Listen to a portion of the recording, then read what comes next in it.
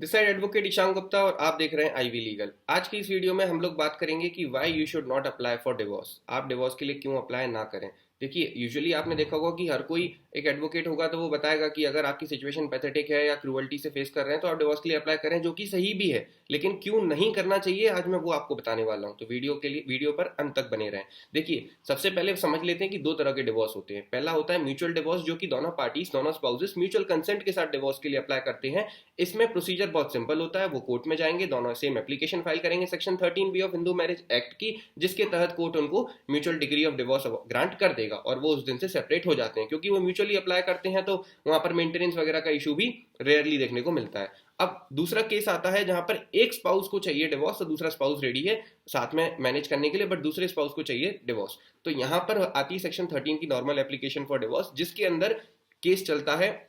और यहाँ पर समस्याएं ऐसे शुरू होती हैं कि आपका समय, पैसा, मेंटल हेल्थ, फिजिकल हेल्थ सब डिटीरियरेट होना शुरू हो जाती है एक समय के बाद। रीजन बीइंग सिंपल कि 6 मंथ्स का सबसे पहले आपको कूलिंग ऑफ पीरियड दिया जाएगा। जैसे ही आप पिटिशन फाइल करेंगे, 6 मंथ्स का कूलिंग ऑफ पीरियड इस बात को लेकर दिया जाता है कि आप दोनों ट्राई करें। अगर दोनों साथ में रह सकते हैं, कोई चांसेस हैं, तो आप रहें। ये डिवोर्स के लिए आपको अप्लाई ना करना पड़े। अगर वो 6 मंथ्स के बाद भी काउंसलिंग सेशन होता है और उसके बाद भी रिजल्ट फ्रूटफुल नहीं निकलता है, कोर्ट देखता है कि नहीं, पार्टीज को डिवोर्स ही चाहिए, तो ऐसे केसेस में फिर जाके प्रोसीडिंग स्टार्ट होती है। अब यहाँ से स्टार्ट होगी तो तारीख आगे बढ़ेंगी और आपको नहीं नहीं करके तो 1 साल इसमें लगी जाएगा पूरे कंप्लीशन में डिवोर्स की डिग्री आने में।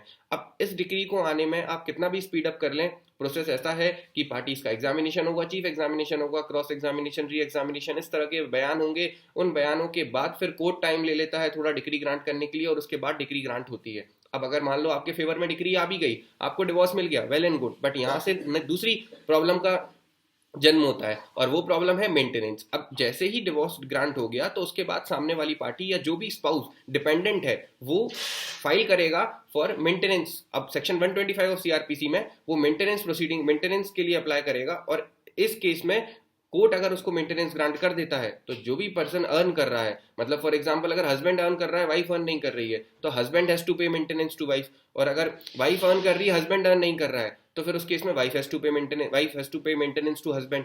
तो ऐसे उसको मेंटेनेंस देना पड़ जाएगा अगर वो कोर्ट से डिग्री अपने फेवर में मेंटेनेंस की ले लेता है। तो ये एक दूसरा बर्डन हो जाएगा कि आपने डिवोर्स ले लिया, अब आप सेपरेट हो गए, आपको लग रहा है कि हम चंगुल से हट चुके हैं, अब हम फ्री हैं, लेकिन अब आपको बांध दिया गया है मेंटेनेंस के थ्रू, तो इवेंचुअली आप अभी भी टाइड अप हो। अब नाउ अब आपको और ज्यादा बुरा लगेगा क्योंकि अब आप पे कर रहे हो ऐसी चीज के लिए जो आपके पास है ही नहीं। आप अगर हस्बैंड हो तो वाइफ को मेंटेनेंस के लिए पे कर रहे हो, वाइफ के बच्चों के लिए पे कर रहे हो, अगर वाइफ बच्चों की कस्टडी वाइफ के पास है तो, या वाइस वर्सा।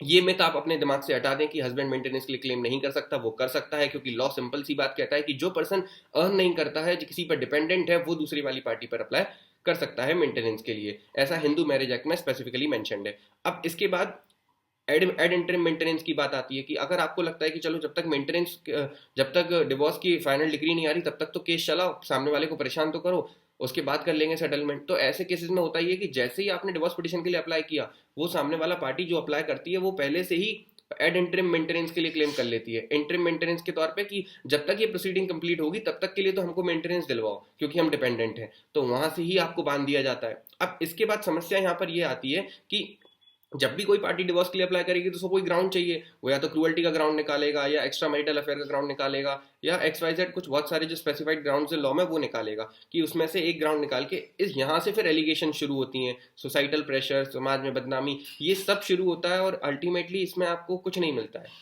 इसीलिए बेस्ट है कि अगर आप कर सकते हैं मैनेज तो करें, नहीं कर सकते हैं तो इट इज़ बेटर कि अगर आपको लगता है कि सिचुएशन ऐसी है कि हाँ इसमें डिवोर्स ही फाइल करना चाहिए, अगर कोई सामने वाला पार्टी बहुत ज़्यादा प्रताड़ित कर रहा है या क्रूअल्टी कर रहा है आपके साथ, या उसका बिहेवियर अच्छा नहीं है, जब बहुत सॉलिड रीज़न हो तो आए इसके अंदर, बिकॉज रेमेडी आपके वेलफेयर के लिए ही है। लेकिन वो रेमेडी को आप तब अवेल करें जब आपको ज़रूरत हो इस चीज़ की। इन्फॉर्मेशन अच्छी लगी है, डू सब्सक्राइब। इस तरह की जानकारी जानने के लिए कमेंट सेक्शन में मेंशन करें आपके क्या विचार हैं इस पर। Goodbye, thank you.